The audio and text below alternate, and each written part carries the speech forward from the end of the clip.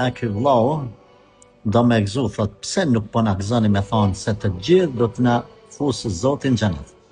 O vllai dashur, unë po të them, kret vallai ka me na çuar në xhenet. Por Allahu ka vendosur rregulla, unë s'du me ta barrafsh.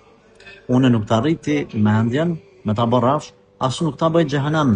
Dy janë. Allahu është i mëshirshëm, mëshira e tij ka të i kalu hidhrimin e tij. Allahu është Rahman Rahim. Por në të njëjtin ajet, sa herë ka përmend Zoti mëshirën e vetë, ka përmend edhe azabin, dënimin. Zoti ka vendosur disa rregulla që kush i përshtatet aty në rregullave, ose kush i kryen ato obligime, ka më konë xhenet. Kush si kryen ato obligime, ka më konë xhehenam. Gjëja e parë është mos mi bësh shirk Allahut, as mos mi bë kufër. Pra mos me thon ka dy zota, mos mi bësh shok, as mos me mohu Allahun. Pra monoteizmi është gjë kryesore, pastaj vjen ibadetet.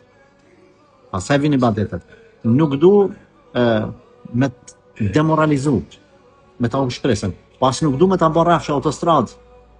E në ditë kiametit ti marrë dhe me mshtymë tu me thonë, Zotit maroft, se ku menu që ashtu është me fjalët e tua i lash fjeta rahat edhe skryva ibadetet a shkova në xhehenam. Pra, na gjithsesi themi, Allahu është i mëshirshëm. Zoti vetëm shirkun kufrin nuk e fal nëse njeriu vdes me ta.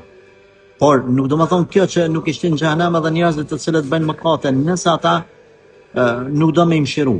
Pra është mesele shumë e gjatë, por në nuk bën kërkuj mja u shpresat, as nuk bën mja bën shumë rafsh. Ai cili e ka u shpresën, o zhyt shumë mëkate, na mundohemi me nxerr. Ai cili është të bësh shumë gjunahe, na i them aman për zot Zotit, kthon rrugë Zotit.